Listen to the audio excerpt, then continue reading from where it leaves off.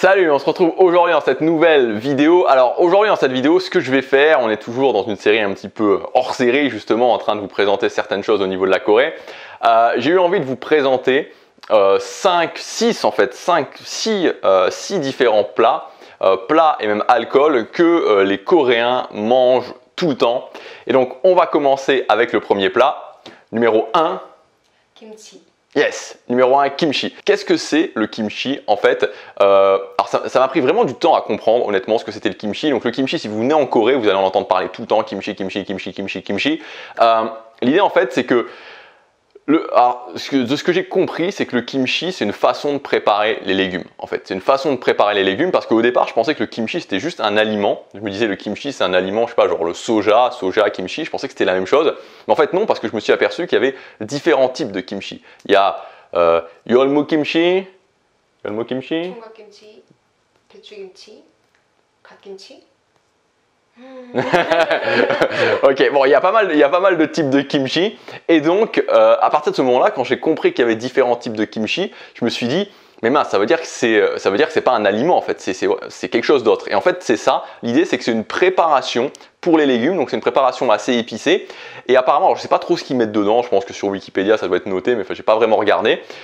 Et en fait, ça permet de conserver les légumes vraiment très très longtemps parce que ce qu'ils font, c'est qu'à un moment donné, il y a une date un petit peu avant l'hiver où à ce moment-là, tout le monde prépare son kimchi en Corée. Donc il y a tout le monde qui prépare son kimchi pour tout l'hiver avec des énormes bassines de kimchi. Et donc en gros, comment ils mangent le kimchi? Il faut voir qu'en fait en Corée, je pense que le riz, c'est l'équivalent du pain pour nous en France.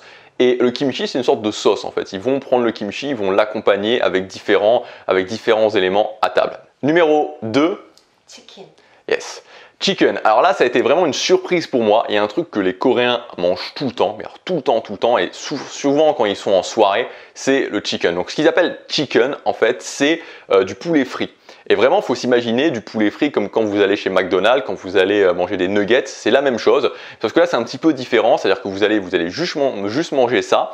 Vous avez du poulet frit qui a des os, vous avez du poulet frit qui est boneless. D'ailleurs, juste après, on va aller manger du poulet frit. Voilà, moi j'aime beaucoup ça, en fait, j'aime beaucoup ça. Mais en fait, c'est pas du tout quelque chose qui, moi, me paraissait coréen. Mais si vous venez en Corée, vous allez voir qu'il y a plein de Coréens qui mangent ça pour sortir, pour commander, pour délivrer à la maison. Et donc voilà, c'est quelque chose qui est vraiment assez populaire. De toute façon, que ce soit le kimchi, que ce soit le chicken, donc le poulet frit, je vous mettrai des images, comme ça vous pourrez regarder. Numéro 3. 국밥. Yes, kuppap. Ah, c'est pas de sa faute, c'est moi qui l'ai refait, je me suis trompé. Donc kuppap, c'est en fait c'est une soupe. Alors moi je suis pas, elle m'a dit que j'en avais mangé souvent, mais j'ai pas l'impression en fait, j'ai pas l'impression que j'en ai mangé souvent. Et donc je vous mettrai une image aussi. Apparemment c'est une soupe de ce que je crois me souvenir, c'est une soupe où vous allez avoir par exemple des œufs à l'intérieur et il va y avoir du riz aussi à côté. Ils vont tremper le riz dans la soupe. Et le kuppap c'est plutôt quelque chose qu'ils vont manger assez rapidement, par exemple pour le midi, pour le lunch quand ils n'ont pas beaucoup de temps, ils vont prendre ça. Et voilà, c'est quelque chose, j'ai voulu le mettre vraiment parce que c'est vraiment apparemment, de ce qu'elle m'a dit, c'est vraiment quelque chose qui est vraiment très populaire. Moi personnellement je l'ai pas vraiment constaté, mais voilà, je la crois. Numéro 4. 곱창. Ah. Alors, j'aurais pu mettre un truc un petit peu différent, c'est-à-dire j'aurais pu mettre du samgyeopsal. Samgyeopsal, c'est quelque chose c'est une partie du porc en fait. Ce qu'il faut savoir, c'est qu'en Corée, les barbecues, les restaurants barbecues, alors ça c'est un truc qui est très étonnant pour nous en France, parce qu'en Belgique, moi j'ai habité en Belgique, on fait les barbecues dehors. En fait, en Corée, ils ont des restaurants de barbecue, c'est-à-dire que vous avez des restaurants avec des tables où vous pouvez faire votre propre barbecue. Si vous venez à Séoul, si vous venez en Corée en général, vous allez en voir partout. Alors là, j'ai voulu un petit peu corser les choses, puisqu'il y a un autre truc qui est très populaire. Kopchang. C'est le kopchang. J'ai un petit peu de mal à lire kopchang. Alors en fait, c'est aussi du barbecue. Alors là, c'est une partie un petit peu, c'est de l'intestin en fait. C'est-à-dire qu'il y a toute la partie de l'intestin du porc qu'ils vont manger. Alors moi j'ai goûté une fois, honnêtement, voilà, c'est pas un truc, c'est un truc, les abats en général, ça me révulse en fait, c'est vraiment un truc que j'ai du mal à manger. Alors en Corée, ils en mangent tout le temps, donc voilà, c'est quelque chose qui est vraiment populaire. Il y a la plupart des Coréens qui aiment ça.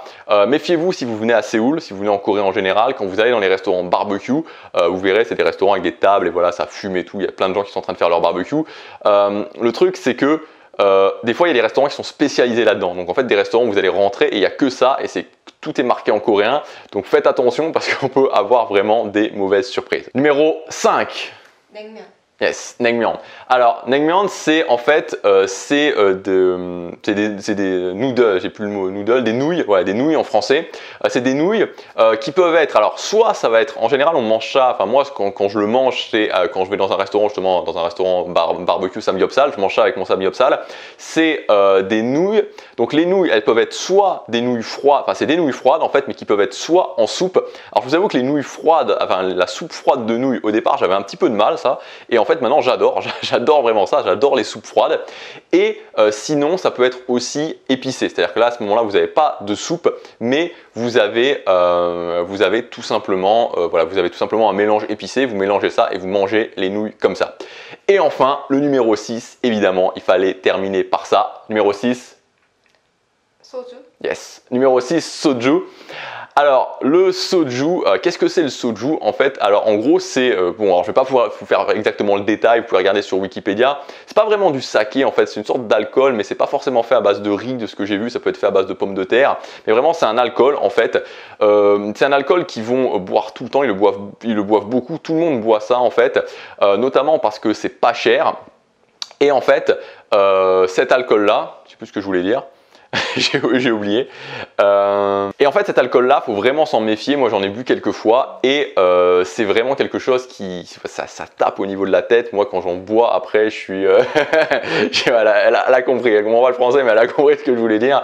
Ça fait vraiment très très mal au niveau de la tête. Alors, pour conclure cette vidéo, là, on va partir un petit peu en freestyle. Je vais laisser Mignon juste vous expliquer. Je suis en train de repasser en anglais. En fait, quand je dis le mot mignon, je repasse en anglais automatiquement. Juste vous expliquer comment les Coréens boivent le soju et en coréen. 회사에서 회식할 때 자주 마시는데 저는 잘 안 마시는데 주변 사람들은 싸고 빨리 취하니까 좋아해요. Ok, voilà pour l'explication. Merci d'avoir regardé cette vidéo. Je vous dis à demain pour la prochaine. Chaque jour compte.